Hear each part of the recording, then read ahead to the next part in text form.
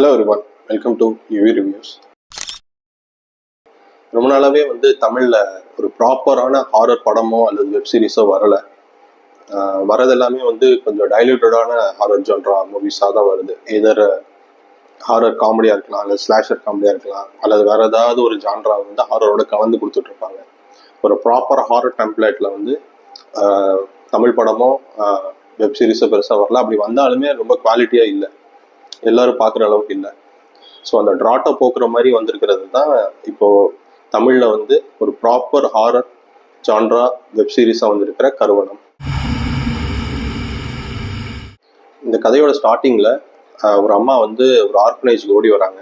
கையில் 2 குழந்தைங்களை வச்சுக்கிட்டு அவங்க அங்கே இருக்கிற ஒருத்தர்கிட்ட கொடுத்துட்டு, இந்த குழந்தைங்களை பத்திரமா பார்த்துக்கோங்க, என்னால் இவங்களை வளர்க்க முடியாது, நீங்கள் தான் இவங்களை காப்பாற்றணும் அப்படின்னு சொல்லிட்டு திடீர்னு அவள் வரா நான் போகிறேன்னு சொல்லிட்டு போயிடுறாங்க. ஒரு குழந்தை பேர் ஷாலினி, இன்னொரு குழந்தை பேர் மீரா. ஸோ அந்த குழந்தைங்களை வளர்றாங்க. ஒரு 8-9 வயசு இருக்கும்போது அந்த அம்மா திருப்பி அந்த குழந்தைங்களை பார்க்குறாங்க. பார்த்துட்டு ஒரு 1 or 2 minutes இருக்கும்போதே திருப்பி ஏதோ ஒரு சவுண்ட் கேட்டு திரும்பி பார்த்துட்டு இல்லை வந்துருவான்னு சொல்லிட்டு திருப்பி போயிடுறாங்க. ஸோ அவங்க வளர்ந்து பெரியாள் ஆகிறாங்க. அந்த 2 குழந்தைங்களும் அவங்க அம்மாவும் இறந்துடுறாங்க. ஸோ அவங்க அம்மாவுக்கு பண்ண வேண்டிய லாஸ்ட் ரைட்ஸ்லாம் செஞ்சுட்டு அப்போ தான் அவங்களுக்கு தெரியுது அவங்க அம்மாவுக்கு ஒரு பூர்வீக வீடு இருக்குது அப்படின்னு சொல்லிட்டு.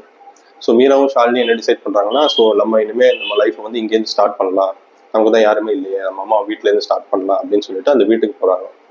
அந்த வீட்டுக்கு போனதுக்கப்புறம் தான் படத்தோட ஆக்சுவல் ஸ்டோரி ஸ்டார்ட் ஆகுது. அவங்க அம்மா ஏன் பயந்தாங்க, அந்த வீட்டில் இருக்கிற அமானுஷ்யம் என்ன, அவங்க லைஃப்பில் அது எப்படி அவங்கள பாதிக்குது. இது இல்லாமல் ஃபர்ஸ்ட் எபிசோட ஸ்டார்டிங்கில் 2 ராட்சஸ் சிங்களை பற்றி ஒரு கதை சொல்லுவாங்க. அந்த கதை இதில் எப்படி கனெக்ட் ஆகுது, இது எல்லாமே தான் இந்த படத்தோட மிச்ச கதை அப்படின்னு நம்ம சொல்லலாம். நரகத்துக்கு வந்துதான் ஆகணும். இந்த கதையோட பாசிட்டிவ்ஸ் அப்படின்னா கண்டிப்பாக இந்த வெப் சீரிஸோட director and writer Kumaran Sundaram அவரை பற்றி தான் ஃபர்ஸ்ட் சொல்லணும். இவர் ஒரு சிங்கப்பூர் தமிழர். In fact the entire web series was taken in சிங்கப்பூர்னு நினைக்கிறேன். ரொம்ப எஃபெக்டிவாக பண்ணியிருக்கிறாங்க.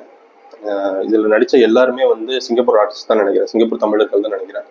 நமக்கு பெருசாக அவங்கள அந்த அளவுக்கு பரிச்சயம் இல்லாத ஃபேஸஸ் தான். பட் எல்லாருமே ரொம்ப எஃபெக்டிவாக நடிச்சிருக்கிறாங்க. ஈவன் சின்ன ரோலில் பண்ணுறவங்க கூட ரொம்பவே சூப்பராக பண்ணியிருக்கிறாங்க. ஸோ அதுக்கு கிரெடிட் நம்ம டேரக்டருக்கு தான் கொடுக்கணும். இது ரொம்ப ஸ்ட்ராங் டெக்னிக்கல் டீமால் உருவாகின ஒரு வெப் சீரிஸ் அப்படின்னு நம்ம சொல்லணும்.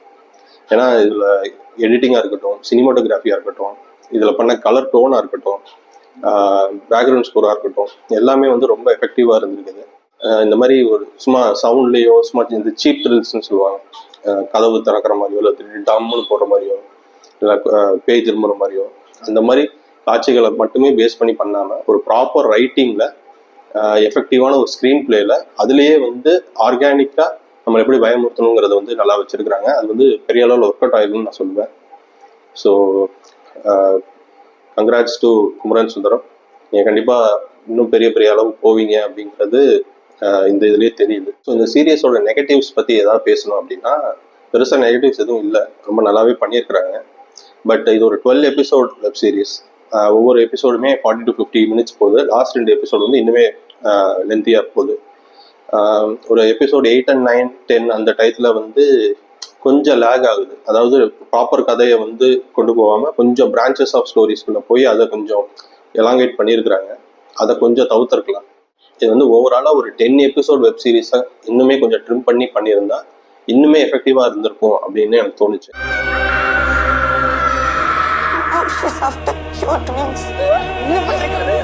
ஓவராலாக இந்த வெப் சீரிஸ் எப்படி இருக்குது அப்படின்னா, நான் முன்னாடியே சொன்ன மாதிரி ஒரு ப்ராப்பரான ஹாரர் டெம்ப்ளேட்டில் ரொம்ப எஃபெக்டிவாக ரொம்ப சூப்பராக கொண்டு வந்திருக்காங்க.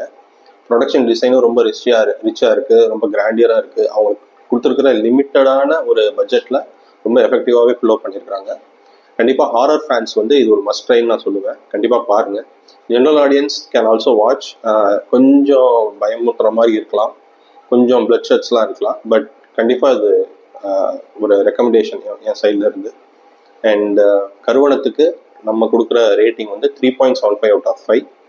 அண்ட் இது யூடியூப்லேயே ஃப்ரீயாக ஸ்ட்ரீம் பண்ணிட்டு இருக்கிறாங்க, மீடியா கார்ப் அப்படிங்கிற ஒரு சேனல்லேருந்து.